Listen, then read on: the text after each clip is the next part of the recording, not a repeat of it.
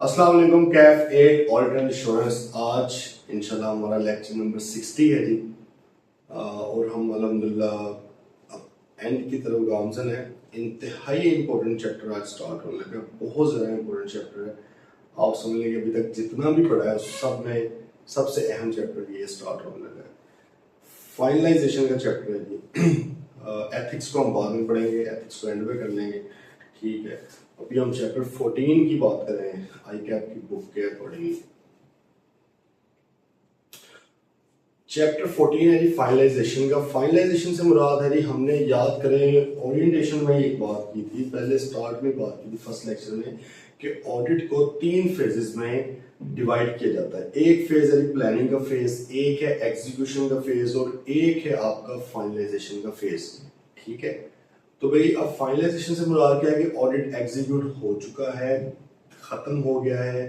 अब कुछ चीजें हैं, ऑब्वियसली कुछ ऑडिट प्रोसीजर्स हैं जो हमने परफॉर्म करने हैं एग्जीक्यूशन वाले, लेकिन वो रिपोर्ट देने के करीब करीब हमने करने होते हैं। ऑडिट रिपोर्ट प्रोवाइड करने के करीब करीब हमने वो प्रोसीजर्स करने होते हैं। That's why such procedures have been included in the finalisation process, ठीक है।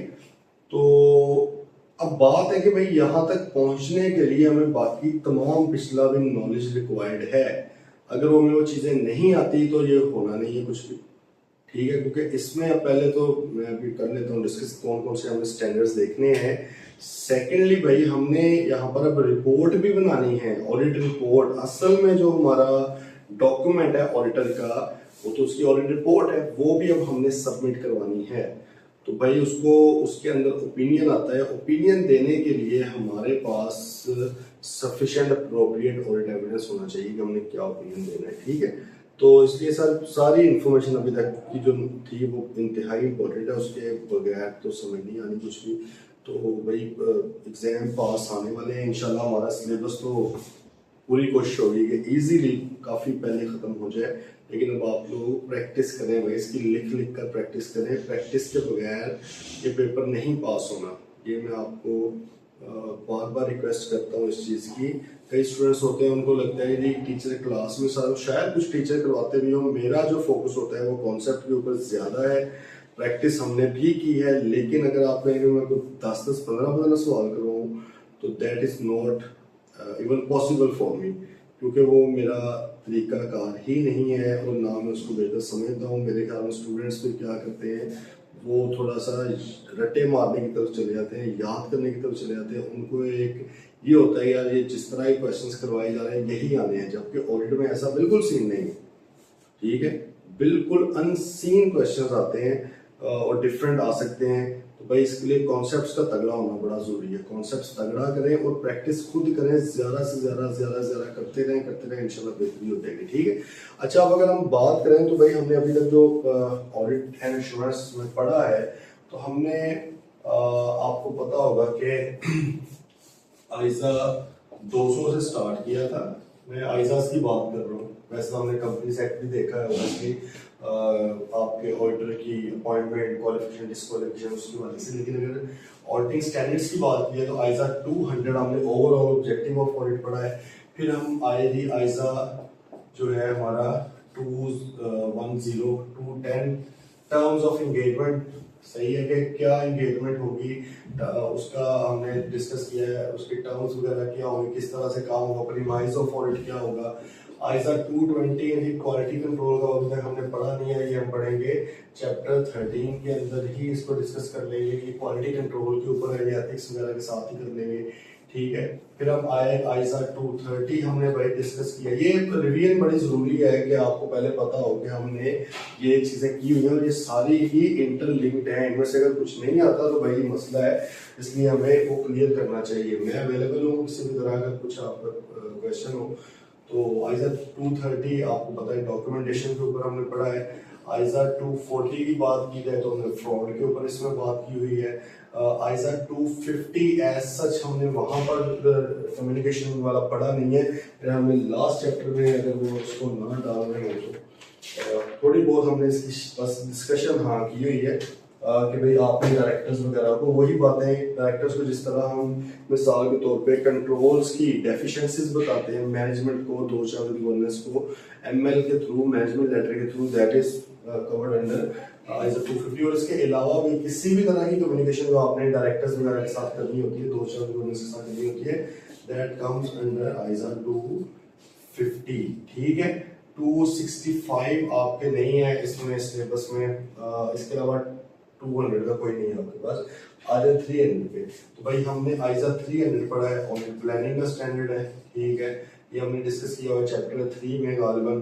फिर हम गए जी ISO 315 के ऊपर, हमने 315 डिस्कस किया है, इंतहाई इंपॉर्टेंट चैप्टर है, एजर्शंस के बारे में बताता है, इंटरनल कंट्रोल्स के कंपोनेंट्स के बारे में बात करता है। ISO 315 हमने पढ़ा है। देन हम अगर आगे बढ़े तो हमने ISO 320 मटीरियलिटी, इंतहाई इंपॉर्टेंट है भाई, मटीरियलिटी के बारे में हमने डिस्कशन किया, भी चैप्टर 3 में था। फिर हम आए ISO 330 audit risk. Audit risk is a function of what, risk of material statement and detection risk. Risk of material statement क्या था, जिसको हम क्लाइंट रिस्क भी बोलते हैं आम अल्फाज में। रिस्क ऑफ मटेरियल स्टेटमेंट से मुराद है आपका control risk and inherent risk, जो कि क्लाइंट के रीजंस होते हैं, क्लाइंट के रिस्क होते हैं वो दो, प्लस अगर उसके अंदर आप डिटेक्शन रिस्क भी कर लें तो भाई वो आपका ऑडिट रिस्क बन जाता है। इसके अलावा 300 में नहीं था कोई। फिर हम आगे 400 के अंदर, 400 में आई गैस हमने 400 तो नहीं पढ़ा हुआ, 450 अनकरेक्टेड, सॉरी था 450 हमने एक जगह पढ़ा हुआ है, जो होता है कि मिस स्टेटमेंट्स को आपने प्रोजेक्ट करना है। मेरे ख्याल में मटीरियलिटी के लेवल पे शायद थोड़ा सा हमने डिस्कस को किया हुआ है। ठीक है, अच्छा अब इसमें से और कोई नहीं था। 500 में हम आए भाई, तो हमने ISO 500 ऑडिट एविडेंस, ये हमने पढ़ा। इसमें से हमें इंतहाई अहम बात पता लगी कि there are 7 types of procedures to get a sufficient and appropriate audit evidence. तो ये बड़ी अहम बात है, 7 प्रोसीजर जो inquiry, observation, inspection, analytical procedure, external confirmation, recalculation, re performance, वो 7 थे। ठीक है, और फिर हमने इसमें सफिशिएंट एंड एप्रोप्रिएट से क्या मुराद है, स्पेशली एप्रोप्रिएट क्या होता है, और एप्रोप्रिएट में भी अगर रेलेवेंस और लायबिलिटी दो चीजें आगे आती है। अगर हम लायबिलिटी की बात करें तो लायबिलिटी क्या होती है वो हमने डिस्कस की हुई है। ISO 501 हमने थोड़ा सा हल्की आंच पे डिस्कस किया हुआ है। कहाँ पर, जब हमने स्टॉक टेक की बात की है तो हमने भाई इसकी डिस्कशन भी वहां पे की हुई है। आगे हमने ISO इस 500 में से कौन सा और देखा है, हमने 530 देखा है भाई, 520 देखा है, 520 हमने देख लिया भाई। एनालिटिकल प्रोसीजर्स के ऊपर बहुत डिटेल में इसको पढ़ा है। ISO 530 हमने देखा है भाई। ISO 530 हमारा ऑडिट सैंपलिंग का था, सैंपलिंग किस तरह की होती है, डिफरेंट टाइप्स उसकी देखी है। फिर हमने जो है ISO 540 काउंटिंग एस्टिमेट्स वाली रेफरेंस मैंने कई बार दिया है, लेकिन उस पर स्पेशली मेरा ख्याल हमने नहीं पढ़ा ऐसा। ठीक है, तो फिर हमने ISO 550 रिलेटेड पार्टीज का भाई हमने डिटेल के अंदर डिस्कशन रिलेटेड पार्टीज की हुई है। इंतहाई इंपॉर्टेंट, रिस्क बहुत ज्यादा होता है इसके अंदर। अच्छा, फिर इसमें तो मेरा भी ख्याल हमने अभी तक कुछ नहीं पढ़ा। अब हम पढ़ेंगे ऑब्वियसली ISO 560 आ जाएगा अभी, सब्सिक्वेंट इवेंट्स का स्टैंडर्ड, जो कि इस चैप्टर के अंदर है। सब्सिक्वेंट इवेंट हमने बहुत बार वर्ड्स यूज किया है, याद है। अक्सर हम कहते थे कि हम आज की डेट पे बैठे हुए हैं, ईयर एंड हुए 2-3 महीने हो गए, अब हमारी क्या जिम्मेदारी, हमें क्या करना चाहिए वो हम बात कर रहे होते हैं। तो भाई आपको टाइम आ चुका है। अच्छा, फिर आ गया इसके बाद ISO 570 आएगा यहाँ पे। ये भी हल्की आंच पे हमने डिस्कशन तो की हुई है थोड़ी बहुत। गोइंग कंसर्न का मसला, गोइंग कंसर्न क्या होती है कि क्या कंपनी ईयर एंड के अगले 1 साल कम से कम चल सकती है प्रॉपरली या नहीं, फिर इसको गोइंग कंसर्न कहते हैं। ये बहुत बड़ा रिस्क का स्टैंडर्ड है, ये इस चैप्टर में हम पढ़ेंगे। देन हमने ISO 580 पढ़ना है। ठीक है, ISO 580 ये भी बहुत बार बात हुई है रिटर्न रिप्रेजेंटेशन की। तो भाई इसके ऊपर हम देखें रिटर्न रिप्रेजेंटेशन क्या है, किस तरह से दी जाती है। रिप्रेजेंटेशन लेटर को देखेंगे, प्रैक्टिकली मैं आपको बताऊंगा, वो शो भी करूंगा कि रिप्रेजेंटेशन लेटर क्या होता है। ठीक है, तो भाई ये आ गया। फिर हम अगर आए ISO 600 तो नहीं हमने पढ़ा group financial statement component auditor वाला, लेकिन हमने 610 पढ़ा हुआ है इंटरनल ऑडिटर का। ठीक है, हमने लेटेस्ट जो चैप्टर 12 हमने डिस्कस किया उसके अंदर था। फिर अगर हम बात करें आइजा 620 ऑडिटर्स एक्सपर्ट, ये भी हमने लेटेस्ट अभी डिस्कस किया है भाई। इसके अलावा 600 नहीं, तो फिर हम आगे 700 जो हमने पढ़ना है, इंतहाई इंपॉर्टेंट, सबसे ज्यादा इंपॉर्टेंट आपके कैफ 8 सिलेबस का आइजा 700 आपका अनमोडिफाइड ऑडिट रिपोर्ट के ऊपर है कि भाई ऑडिट रिपोर्ट होती असल वाली क्या किस तरह की होती है, अगर उसमें कोई मसला ना हो उसके ऊपर है। फिर हम जाएंगे जी आइजा 701 के ऊपर। ठीक है, आइजा 701 आपका आ जाएगा जी कैम पे की ऑडिट मैटर्स, ये भी देखेंगे आइजा ऐसा चीजें, ये सारी ऑडिट रिपोर्ट के ऊपर चीजें आ रही हैं। फिर हम जाएंगे जी आइजा 705 के ऊपर, ये जो क्वालिफिकेशन बड़ी हम सुनते थे, वर्ड्स सुनते थे। ठीक है, क्वालिफिकेशन के ऊपर आएगा भाई। ठीक है, अभी तक हमने मतलब इनके बारे में चीज थोड़ा बहुत पढ़ा हुआ है, और जब मैं आपको कहता है डिटेल में आगे देखेंगे तो वो वक्त आया जाता है। फिर आइजा 706 है आपके सिलेबस में, ये भी आपका, ये याद करें, एक बार मैंने आपको बताया था कि मॉडिफाइड ओपिनियन और मॉडिफाइड रिपोर्ट में फर्क होता है। मॉडिफाइड ओपिनियन से मुराद है कि अगर उसमें कोई क्वालिफिकेशन वगैरह लगती है, इस वजह से वो होती है चीज। लेकिन कई बार होता है कि ओपिनियन बिल्कुल ठीक होता है, अनमोडिफाइड होता है, लेकिन रिपोर्ट फिर भी चेंज हो जाती है कुछ रीजंस की वजह से। उसमें मैंने आपको रीजन बताई थी, एमसीजो matter paragraph, other matter paragraph को भाईजान ये इसमें हमने पढ़ना है। अदर मैटर पैराग्राफ क्या होता है, एमसीजो मैटर पैराग्राफ में बेसिकली जो भी आपको बातें की गई हैं उसकी कोई ना कोई रीजन है, वो स्टैंडर्ड्स की बेस पर ही की गई है। मेरी वैसे ट्राई होती है कि स्टैंडर्ड का रेफरेंस लाजमी दूं, ताकि आप लोग खुद भी, जिनको इंटरेस्ट है उनके लिए तो अपॉर्चुनिटी होनी चाहिए ना, वो खुद भी जाके चीज़ों को उस एंगल से देख सकते हैं। कुछ जो रटूत होते हैं उनका तो कुछ नहीं किया जा सकता। ठीक है, तो बाकी मेरा में 710 आपके सिलेबस का पार्ट नहीं है, 720 है स्टैंडर्ड, वो भी आपके सिलेबस का पार्ट नहीं है। इसका एक तो आपको ये आइडिया हो गया होगा कि भाई यही सिर्फ स्टैंडर्ड नहीं है, स्टैंडर्ड इसके अलावा भी हैं। आपको अभी एक झलक अच्छी खासी वैसे, लेकिन झलक अभी दिखाई गई है ऑडिट की। बाकी जब आप इंशाल्लाह CFAP 6 में पहुंचेंगे तो मजीद थोड़ी सी आगे आपको डिटेल के अंदर होता, तो पूरे का पूरा ही आपको शेयर के आगे फेंक दे दूंगा इन्होंने, तो भाई चलो पढ़ो सारी ऑडिट। अच्छा, अब इस सिलेबस इस चैप्टर के अंदर हमने भाई ये पढ़ना है, ये पढ़ना है, ये पढ़ना है, ये मतलब है कुछ 7 चीजें हैं, जो 7 स्टैंडर्ड्स हैं ऑडिट के, जिनके बारे में हमें यहाँ पर इंफॉर्मेशन मिलेगी इंशाल्लाह। और कुछ हमें कंपनीज एक्ट के हवाले से, क्योंकि ऑडिट रिपोर्ट के अंदर कुछ सेक्शन कंपनीज एक्ट का भी होता है, ये भी हमने डिस्कशन की हुई है पहले, कि आपको ऑडिट कोड भी हमने दिखाई थी, तो उसमें ये बताया था कि उसमें जो नीचे सेक्शन एक आता है एंड पे जाके अदर लीगल रिपोर्टिंग रिक्वायरमेंट्स वगैरह वाला, उसके अंदर हमने वो लिखा हुआ है, ज़कात दुशर वगैरह की बात की हुई है। हमने कहा कंपनीज एक्ट के मुताबिक बुक्स ऑफ अकाउंट्स बने हैं कि नहीं, अभी भी आप खोल के देख सकते हैं। तो वो बातें अब जाहिर है हर मुल्क का अपना कानून है, वो हो सकता है किसी और कंट्री में डिफरेंट भी हो, जो कि लॉजिकली जाहिर होनी चाहिए। हमारे मुताबिक ये है, तो उसकी क्या रिक्वायरमेंट है ऑडिट रिपोर्ट के ऊपर, वो कंपनीज एक्ट के अकॉर्डिंगली भी हम देखेंगे। और हमने बहुत स्टार्ट में बात डिस्कस कर ली थी कि पाकिस्तान में जो ऑडिट रिपोर्ट दी जाती है वो एडॉप्टेड है। एडॉप्टेड से मुराद क्या है कि इन स्टैंडर्ड से एडॉप्ट की गई है, लेकिन हमारा एक लोकल लॉ है, एक लोकल रेगुलेशन है जो ऑडिट रिपोर्ट्स किस तरह की होनी चाहिए वो बताती है। उसका नाम क्या था, ऑडिटर्स रिपोर्टिंग ऑब्लिगेशंस रेगुलेशन 2018, जो कि हम इस चैप्टर में देखेंगे। लेकिन आपके साथ मैंने जो उसका ओरिजिनल है डॉक्यूमेंट है वो भी आपके साथ शेयर किया हुआ था स्टार्ट में, ताकि आपको थोड़ा सा आइडिया हो। देखें, मेरी जो अप्रोच है करवाने की वो तो पूरी ये होती है कि अगर आपको प्रैक्टिकली चीज़ों को जिस तरह देखना चाहिए, कॉन्सेप्चुअली जिस तरह देखना है वैसे लेकर चले। अब ऑब्वियसली ये आपके अपने एप्टीट्यूड पे भी होता है, आपके अपने चॉइस पर भी होता है। कुछ स्टूडेंट्स होते हैं वो कहते हैं कि नहीं बस टू दी पॉइंट रहें और बस याद करें चीज़ों को निकलें। कुछ होते हैं उनको इंटरेस्ट होता है चीज़ों में, ठीक है, वो इंटरेस्ट लेकर सीखते भी हैं चीज़ें जो कि बाद में उन्हें फ़ायदा देती हैं। क्योंकि again telling you this is a professional course, ये प्रोफेशनल क्वालिफिकेशन है भाई, ये कोई सिंपल एकेडमिक क्वालिफिकेशन नहीं है, BA MA वगैरह नहीं आप कर रहे, प्रोफेशनल क्वालिफिकेशन है। इसमें आपके पास प्रोफेशनल नॉलेज होना और उसकी प्रोफेशनल एप्लीकेशन, इसका आइडिया होना, कम से कम आइडिया तो उस लेवल पे होना चाहिए ना, वो बहुत ज़्यादा ज़रूरी है। आगे जब आप जाएंगे वहाँ पे आप एग्जीक्यूशन भी करेंगे आर्टिकल्स वगैरह में, लेकिन एटलीस्ट गेट सम आइडिया भाई, वो तो आपके लिए अभी करना ज़रूरी है। चलें जी, मेरे ख्याल में काफ़ी आगे आगे थे हम अल्हम्दुलिल्लाह। तो ये थोड़ा सा रीकैप बनता था हमारा। इन स्टैंडर्ड्स में से किसी में भी किसी भी तरह कोई मसला हो तो पूछना है। सिलेक्टिव स्टडी हाईली डिस्करेज करता हूँ मैं, तो सारी चीज़ें ही आनी चाहिए, और कहीं पे भी कोई भी चीज़, नॉलेज जितना ज़्यादा होना आपके लिए फ़ायदेमंद है। और इंटेलिजेंट बंदा वो होता है जो राइट इन्फॉर्मेशन को राइट टाइम पे यूज़ कर सके। अब आपको इतना नॉलेज होगा, अगर सारा चीज़ें आती हैं तो भाई फिर उसमें से जो रेलिवेंट बातें हैं वो आपने रेलिवेंट आंसर में लिखनी होती हैं। ठीक है जी,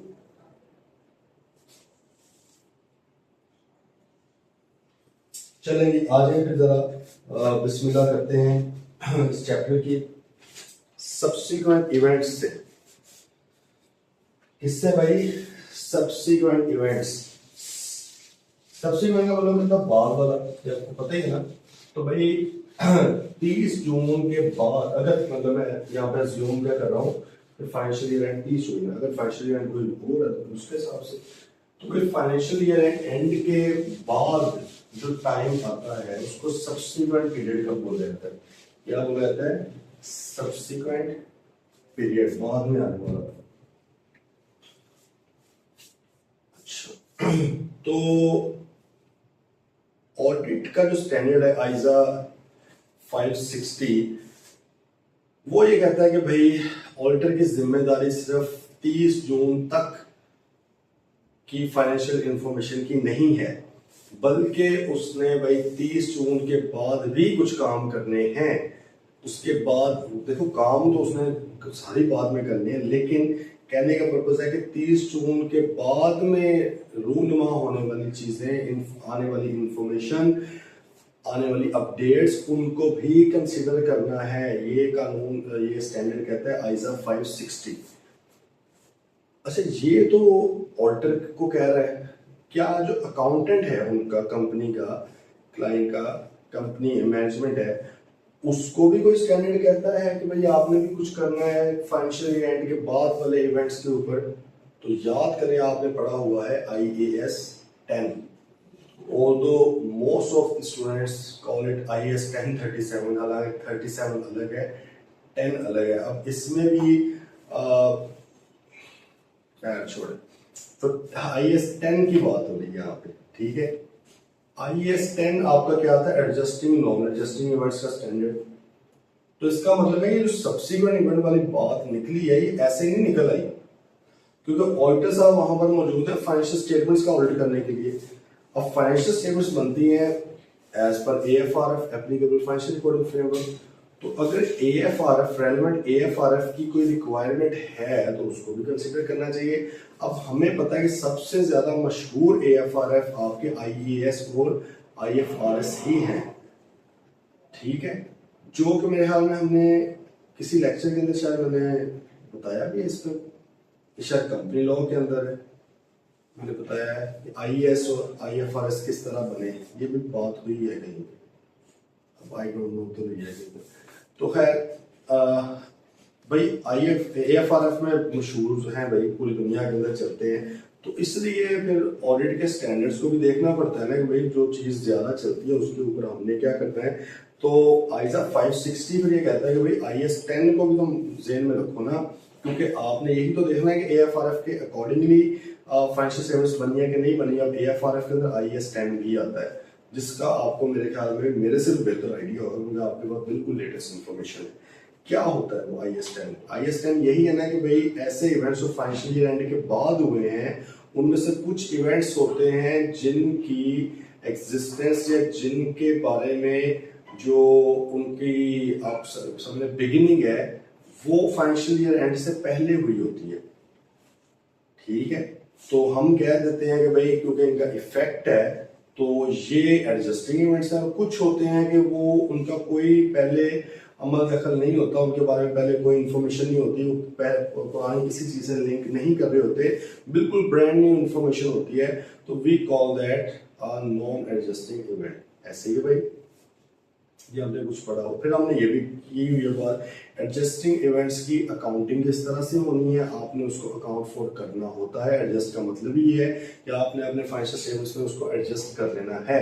जबकि नॉन एडजस्टिंग इवेंट्स में फिर आपने देखना होता है कि इसको डिस्क्लोज आपने करना है कि नहीं, तो वो चीज़ उधर आ जाती है। तो भाई ऑडिटर का काम भी तो यही इंश्योर करने का ना। अच्छा अब देखें, एक तो ये इंश्योर करने का, सेकंड ये है स्टैंडर्ड आइजा 560 ये कहता है कि भाई एक तो AFRF को देख लो कि उसके अकॉर्डिंगली हुआ वो सब। सेकेंडली वो ये कहता है कि यार जब 30 जून या फाइनेंशियल एंड तक की इंफॉर्मेशन थी, तब आपकी प्लानिंग वगैरह भी उसके अकॉर्डिंगली थी, सारा कुछ आपने रिस्क असेसमेंट उसके अकॉर्डिंगली की और आपने एग्जीक्यूशन वगैरह भी उसके हिसाब से स्टार्ट की। लेकिन अगर कोई ब्रांड न्यू इन्फॉर्मेशन आ जाती है, जो हो सकता है कि अकाउंटिंग के हवाले से तो इतनी अहम ना हो लेकिन ऑडिट के हवाले से बड़ी रेलेवेंट हो, वो फिर भी आपने देख लेना है इसके ऊपर क्या असर हो रहा है आपके ऑडिट के ऊपर। ठीक है कि अगर ये पहले इन्फॉर्मेशन मिली होती तो आप शायद किसी और तरह से काम करते, किसी और तरह से एक्ट करते। भाई ये आपको आइजा 560 कह रहा है। आते हैं जरा इधर, ये क्या कहते हैं, वो कहते हैं IAS 10 एंड आइजा 560 को देखें। So it is not possible to prepare FS that present a true and fair view by considering only those events and transactions that take place before the day। कहता है ये पॉसिबल नहीं है कि आप देंगे ट्रू एंड फेयर बन गए। ट्रू एंड फेयर भाई बड़ी जजमेंटल चीज है और बड़ा आप समझ लें कि हाई इंपॉर्टेंस का काम है कि आप किसी चीज को ट्रू एंड फेयर करेंगे। इसके अंदर जो लिखा है ट्रू भी है और फेयर भी है। मैंने कोई चीज ढकी छुपी नहीं बात की, मैंने कोई चीजें मिस रिप्रेजेंट नहीं की, इस तरह से नहीं लिखा कि किसी को समझ ना आए। तो वो कहता है कि उसके लिए जरूरी है कि भाई ना सिर्फ आप बिफोर ईयर एंड वाली ट्रांजैक्शन या इवेंट्स को फाइनेंशियल इंफॉर्मेशन को कंसीडर करें बल्कि ऑल्सो आपकी जो बात की इंफॉर्मेशन है भाई उसको भी कंसीडर करें ना। ठीक है, फिर तो ट्रू एंड फेयर का पता लगेगा। मिसाल तौर पे एस्टिमेट्स थे, आपने कुछ और रखे हुए थे, प्रोविजन कुछ और रखी हुई थी रिसीवेबल वगैरह की, अब जाके प्रोविजन का पता ही कुछ और लगा है, तो भाई क्या करें, अब क्या चेंज नहीं करना चाहिए उसको। ठीक है, पहले आपने रखा हुआ था कि स्टॉक आपने कहा कि बड़ा लोअर ऑफ कॉस्ट और NRV आपने कॉस्ट पे रखा हुआ था, बाद में पता लगा चीजें एक्सपायर हो गई हैं, NRV बहुत ज्यादा डाउन हो गई, तो भाई कंसीडर तो करें ना। ट्रू एंड फेयर तो फिर है, क्योंकि अभी फाइनेंशियल स्टेटमेंट्स इशू नहीं की गई, ऑडिट रिपोर्ट साल लग के नहीं गई अभी, तो क्योंकि मामला पता चल जाए तो भाई करें। आइजा 560 तो इससे भी ऊपर निकल गया, आइजा 10 रुक गया इधर। आइजा 10 ने सिंपल कहा कि फाइनेंशियल ईयर एंड के बाद जो, क्योंकि वो ऑडिट को ना देख रहा, वो काउंटिंग को देख रहा, उसने कहा फाइनेंशियल ईयर एंड के बाद जो चीजें हुई हैं उनको देख लो एडजस्टिंग नॉन एडजस्टिंग के हवाले से, एंट्रीज कर लो उसके हिसाब से। आइजा 560 ने कहा कि भाईजान एक तो आप देखो फाइनेंशियल ईयर एंड से लेकर ऑडिट रिपोर्ट की डेट तक, ठीक है। फिर वो कहता ऑडिट रिपोर्ट से बाद भी, ऑडिट रिपोर्ट अब आपने दे दी हुई है मैनेजमेंट को, अभी उसने भिजवाई नहीं है लोगों को, सही है। आपको पता है ना कंपनी लॉ में कैप 7 में आपने पढ़ा हुआ है कि आप ऑडिटेड फाइनेंशियल स्टेटमेंट्स हर कंपनी ने, सिवाय वही 1 मिलियन जिनका, एक ऐसी प्राइवेट कंपनी जिनका पेड अप टोटल 1 मिलियन से कम है, ठीक है, उनके अलावा हर कंपनी ने ऑडिट करवा के वो भिजवानी है, तो AGM के अंदर अप्रूव करवानी होती है एनुअल फाइनेंशियल स्टेटमेंट, और AGM का नोटिस 21 दिन पहले जाता है, दूसरा 21 दिन पहले जाए। इसका मतलब है कि नोटिस में भी आपने भेजनी होती है। तो भाई अगर तो भेजी नहीं है अभी तक, तो फिर भी हमने ऑडिट रिपोर्ट साइन कर दी है, अभी तक इशू नहीं की गई, अभी तक डिस्पैच नहीं की गई, पब्लिश नहीं की गई, तो फिर अगर कोई इवेंट आया था फिर भी क्या करना है। इवन अगर पब्लिश कर दी गई है, लोगों के हाथों में पहुंची हुई ऑडिट रिपोर्ट और अकाउंट्स फाइनेंशियल स्टेटमेंट, अगर फिर भी कुछ हो जाए सब्सिक्वेंटली, तो फिर हमने क्या करना है। तो भाई आइजा 560 थोड़ा आगे तक निकल गया है क्योंकि वो ऑडिट को कवर कर रहा है ना। तो भाई उसने कहा कि मटेरियल इवेंट्स बाद में भी हो सकते हैं। पर्पस ऑफ IAS 10 थोड़ा सा आपको रिवाइज करवाना चाह रहा है वो। IAS 10 events after the reporting period has 2 main objectives, 2 objectives यानी पहले नंबर पे to specify when an entity should adjust its financial statements for events that occur after the reporting period but before the financial statements are authorised for issue. इसका मतलब है कि भाई ये आपका फाइनेंशियल ईयर एंड है, या इसको रिपोर्टिंग पीरियड एंड भी कह सकते हैं, और ये आपका है let's say FS authorise for issue, मतलब है कि इशू करने के लिए ऑथराइज। आपको पता है ना कौन करता है भाई इसको, कंपनीज एक्ट 2017 के मुताबिक कौन करता है, अगर तो आपकी बोर्ड ऑथराइज करता है, मतलब बोर्ड अप्रूव करता है, और इसको ऑथेंटिकेट कौन करता है, किसके अगर साइन हो जाए तो समझा जाता है कि भाई ये वैलिड है, ट्रू फाइनेंशियल स्टेटमेंट्स हैं, कंपनी की तरफ से ओरिजिनल है। वो कौन होता है? अगर तो लिस्टेड कंपनी है तो सीईओ, डायरेक्टर एंड सीएफओ, और अगर लिस्टेड कंपनी नहीं है तो सीईओ एंड डायरेक्टर ये दो लोग कर देते हैं। ठीक है, तो भाई वो कह रहा है कि ये जो पीरियड है ना, ठीक है, एक तो कहता है कि इसके अंदर ऐसे इवेंट्स या ट्रांजिशन जिनकी वजह से एडजस्ट होना है financial statement, basically adjusting events, ठीक है, उनको आपने कवर करना है। दूसरे नंबर में कहते हैं to specify the disclosure that should be given about events that have occurred after the reporting period but before the financial statement. तो भाई याद ही है ना आपको, पीरियड देखो IAS 10 ये वाला पीरियड ही कवर कर रहा होता है। ठीक है, अब इसके अंदर वो कहता है कि एडजस्टिंग, नॉन एडजस्टिंग दोनों को देख लो, मतलब डिस्क्लोजर वगैरह देख लो, यही बात उसने की है। ओके, अब इसमें बता रहा है, थोड़ा पहले इसको डिस्कस कर लेते हैं, फिर आगे आइए 560 की तरफ बढ़ते हैं। उसने कहा events after the reporting period are defined IAS 10 as those events favorable and unfavorable that occur between the end of the reporting period and date when the financial statements are authorized for issue, इस date तक। अच्छा, अब आपको ये obviously logic पता ही है कि financial statements authorise कब की जाएंगी? जब ये ऑडिटेड हो जाएंगी। मतलब हम ऑडिट यही अज्यूम कर रहे हैं ना कि ऑडिट लाजमी है, वरना तो फिर क्यों पढ़ रहे हैं यहाँ पे। तो ऑडिटेड हो जाएंगी, इसके साथ ऑडिट रिपोर्ट होगी, फिर ये ऑथराइज फॉर इशू होगी। ठीक है, तो हम ये कह सकते हैं कि इसके साथ ऑडिट रिपोर्ट भी शामिल है। ठीक है, अच्छा, वो कहते हैं there are two types of events after reporting period. एक है एडजस्टिंग इवेंट्स, ऐसे इवेंट्स जिनकी एग्जिस्टेंस, इनकी कंडीशंस की एग्जिस्टेंस आपकी ईयर से पहले थी, उसको आप एडजस्ट कर लेते हो, फाइनेंशियल स्टेटमेंट्स में एंट्री कर लेते हो। दूसरे का नॉन एडजस्टिंग इवेंट्स, जिनकी कोई एग्जिस्टेंस पहले नहीं थी, बाद में हुआ, लेकिन वो इतने मटेरियल है तो उनको डिस्क्लोज कर देना चाहिए। ओके, अब आ गया बीच में आइजा 560। आइजा 560 क्या कहता है? आइजा 560 कहता है कि ऑडिटर का क्या ऑब्जेक्टिव है? The auditor should obtain sufficient appropriate audit evidence about whether events occurring between the date of financial statements and the date of audit report। देखो यहाँ पर टर्म चेंज कर दी ना उसने, क्योंकि सर उधर बात हो रही थी अकाउंटेंट्स की, कंपनी की। तो कंपनी का जो है रोल है वो फाइनेंशियल स्टेटमेंट्स इशू करना, ऑडिट रिपोर्ट इशू करना उनका वो गोल नहीं है ना, वो रोल किसका है? ऑडिटर का। इसलिए अब उसने टर्म चेंज कर दी, मुकदमा वही है, बात वही चल रही है। ठीक है, उसने कहा कि फाइनेंशियल स्टेटमेंट्स की डेट से लेकर डेट ऑफ ऑडिट रिपोर्ट तक, कि भाई जो बीच में इवेंट्स हुए हैं क्या वो फाइनेंशियल स्टेटमेंट्स में अप्रोप्रिएटली रिफ्लेक्ट किए गए हैं कि नहीं किए गए। कोई अगर इंफॉर्मेशन इस तरह की आ गई इसका असर है फाइनेंशियल स्टेटमेंट्स पे, तो किए कि नहीं। दूसरे नंबर में the auditor should also respond appropriately to facts that become known to him after the date of audit report that had they been known to him at that date may have caused to him to amend his report। अच्छा, आप जरा बात समझे। हमने कहा कि IAS 10 बोलता है फाइनेंशियल ईयर एंड से लेकर financial statement authorise for issue तक। हम यहां पर लिख सकते हैं इंक्लूडिंग ऑडिट रिपोर्ट, लिख सकते हैं ना भाई। भाई इसमें ऑडिट रिपोर्ट भी आ गई है, ये IAS 10 है। अब आपको मैं प्रैक्टिकल एक बताता हूं कि आइजा 560 किस तरह से होगा। आइजा 560 में भी ये डेट तो आएगी फाइनेंशियल ईयर एंड, फिर एक डेट आएगी जब ऑडिट रिपोर्ट की डेट डलेगी। ऑडिट रिपोर्ट डेट ही डलेगी। अभी डेट से मुराद यह है कि ऑडिटर ने साइन करके पकड़ा दिया किसको? कंपनी को। अब इसके बाद कंपनी करती है ऑथराइज,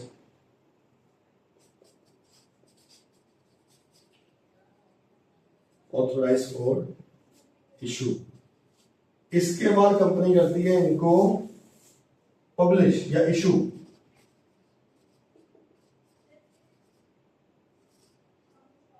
बहुत बड़े गौर से समझिए हम के साथ।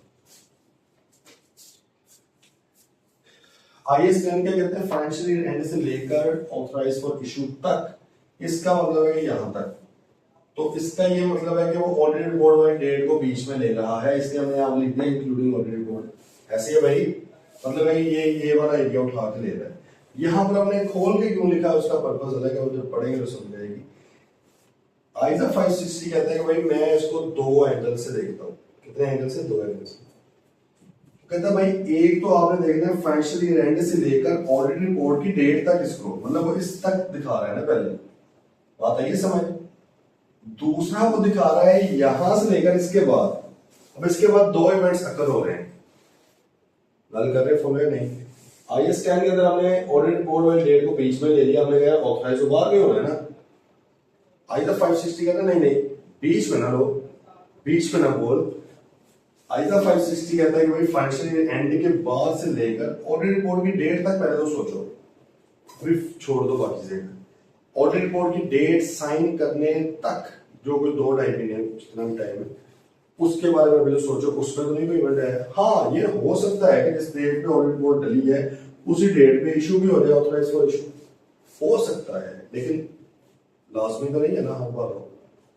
प्रैक्टिकल बात अगर करें ना, तो अगर आपका फाइनेंशियल ईयर एंड है 30 जून का, हमने पहले भी एक दो बारी बात की हुई है, तो आपकी जो एजीएम है 120 डेज पर जो वो बनती है 28 अक्टूबर बनती है। अब बात यह है कि 28 अक्टूबर से कम 21 दिन पहले आपको नोटिस देना होता है, जो कि मैक्सिमम फिर आपको 7 अक्टूबर को देना पड़ेगा, इससे आगे आप नहीं जा सकते, ठीक है। 7 अक्टूबर को देना पड़ेगा। अब अगर तो अब इसका मतलब 7 अक्टूबर को ऑथराइज फॉर इशू भी तो होना भाई, अभी तो इशू के लिए ऑथराइज करना है कि हाँ इसको इशू कर दिया जाए।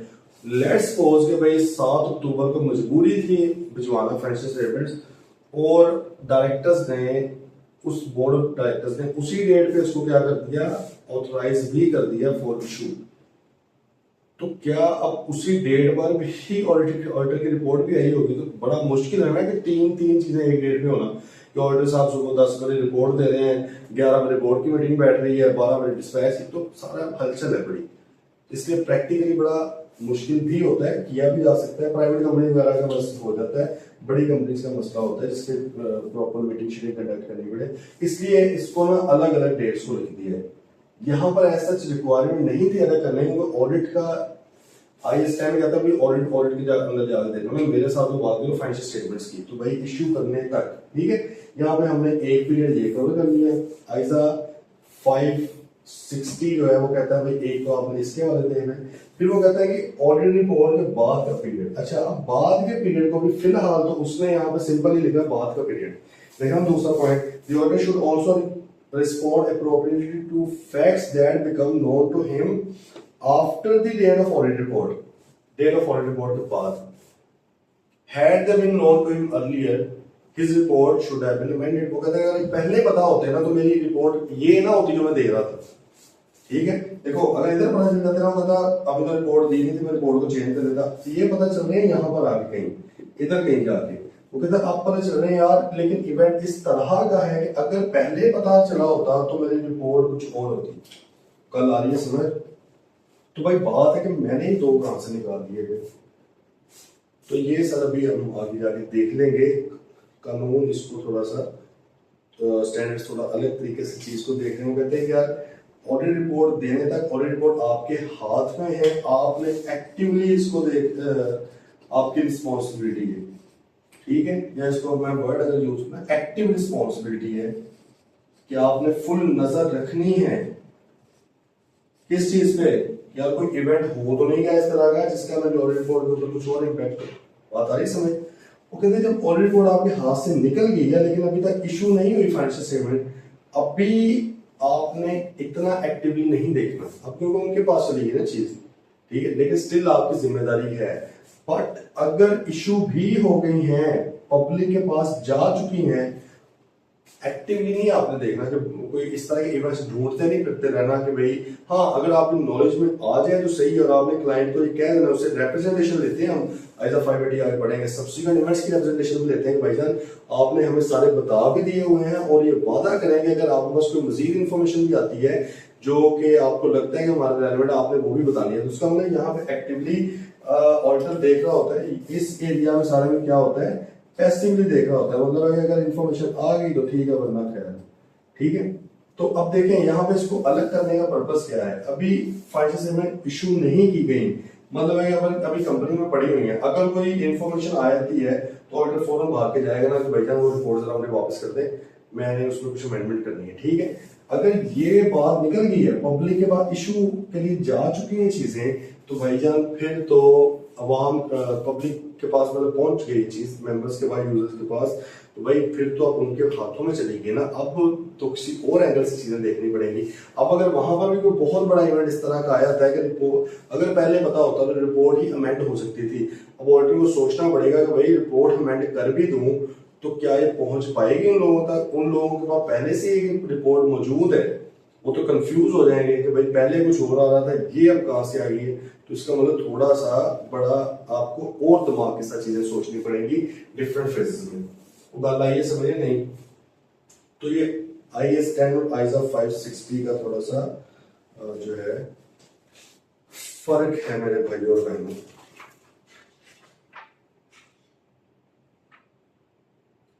मेरे ख्याल में आज के लिए इतना ही काफी है, बेस हमारी बन गई है। इंशाल्लाह कल फिर इसको आगे बढ़ाएंगे। मिलते हैं कल। टेक केयर, अल्लाह हाफिज़।